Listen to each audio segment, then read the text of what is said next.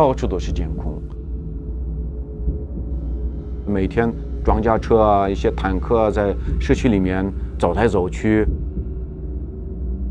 也没有具体的法律规定，没有它的一些尺寸。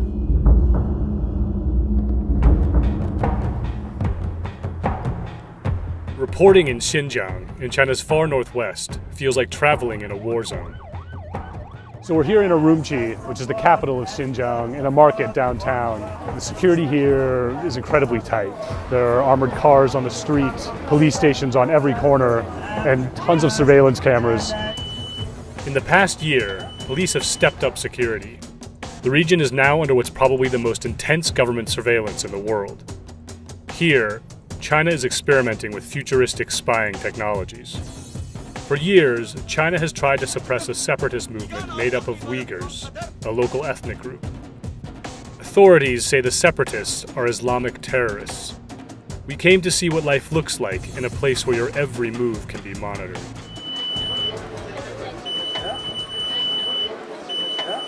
To be in Xinjiang means being checked every day, multiple times a day. When you go to a market, when you drive a car, when you take a train, even your smartphone is checked. As reporters, we were stopped dozens of times by police in just a few days. Our interviews were interrupted. We were detained and chased out of town. Daily life can be exhausting even for people who approve of the security, like this wine shop owner we met. 非常麻烦，就会给人造成一种困扰。人一旦有了困扰，他就不愿意去干这个事。对，就像我喜欢逛街，但是我一去逛街就要查个身份证的话，造成了困扰，我就不愿意上街了。The surveillance apparatus falls hardest on Uyghurs.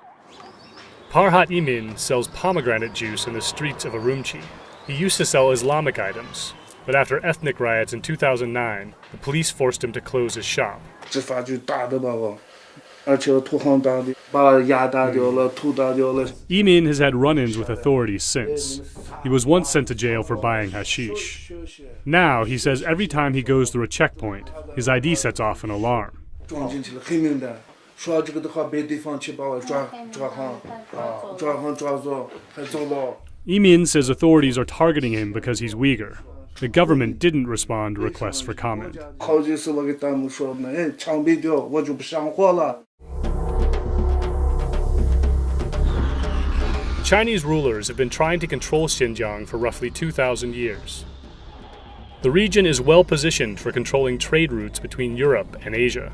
It's also rich in oil, coal, and natural gas. In 1949, Mao Zedong sent his army into Xinjiang and incorporated it into the People's Republic of China. Many Uyghurs saw this as an act of colonization. Over time, riots erupted. In recent years, violent attacks by separatists have occurred inside and outside Xinjiang. To bring order, in 2016, Beijing installed a new strongman in Urumqi, Chen Quanguo, who was known for locking down Tibet, another rebellious region. In Xinjiang, Chen has taken his methods of mass control to a new level, turning the region into a laboratory for new surveillance technology. ID cards loaded with personal details are used to track people's movements. Residents have different levels of freedom based on factors like ethnicity and religious practices. Goods that are deemed dangerous are tightly controlled. If you want to buy a knife in this cutlery shop, for example, the purchase is tied to your ID, as this salesman demonstrates. 这个就二维码，这个就二维码编号，然后直接雕刻，用激光刻上就可以了。就是一个身份证画面上面，然后一读卡，这个叫身份证照片、身份证号码，然后民族、家庭住址都有了，然后生成一个二维码。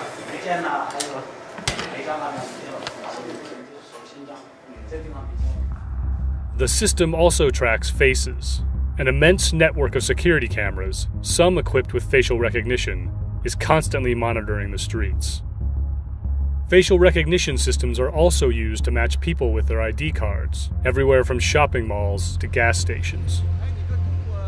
Authorities use artificial intelligence that can alert them if someone in a video is walking too fast or parked in the wrong spot. The government has also massively increased human surveillance.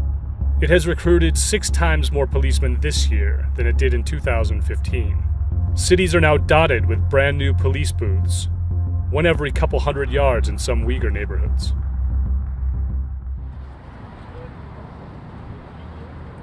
For Tahir Hamad and his family, all of this was too much, so they fled to the US. 任何政权没有对维吾尔族人这么严酷、这么严厉的打击。Hamad is a poet and a filmmaker. He arrived in August and has applied for political asylum. 要提交给移民局，就是。To get out, Hamad bribed a doctor to make up a story. His daughter had to be treated for epilepsy in the US. 我一直担心，可能有新疆的警察会拦截我。Hamad says the situation in Xinjiang took a turn for the worse in the spring this year. Police started collecting massive amounts of detail about the lives of Uyghur residents. 这个表格呢，就是发到每一个人的手里。这边有很多信息，他的民族身份，维吾尔族无业人员，有护照，每日礼拜，这是给人打分，判断这个人是放行人员，还是一般人员，还是不放行人员。Hamad and other Uyghurs in exile say people categorized as unsafe were sent to study centers for political education.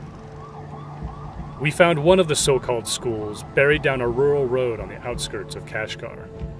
It was newly built and looked more like a prison, with watchtowers and walls topped with razor wire. 这是说白了，就是集中营。这个时候就通过监控来指定抓什么样的人。The government didn't respond to our request for comment, but Hamad says many more people are being detained today than in the past. 很多人他不知道为什么被抓，不知道把他送到哪里，不知道什么时候放出来。In Xinjiang, China's experiment with surveillance isn't just about fighting terrorism. It's also about Xi Jinping's ambitions. One of the Chinese president's signature initiatives is to develop trade routes across Eurasia, and Xinjiang is considered key to its success. President Xi, I want to thank you. On top of that, Western leaders are reluctant these days to publicly challenge Xi Jinping on human rights. That means one thing: the surveillance state in Xinjiang is likely to keep expanding. 也就是梦见新疆，梦见乌鲁木齐。第二天醒来呢，一看，第二天醒来以后，我们觉得是在美国，很安全。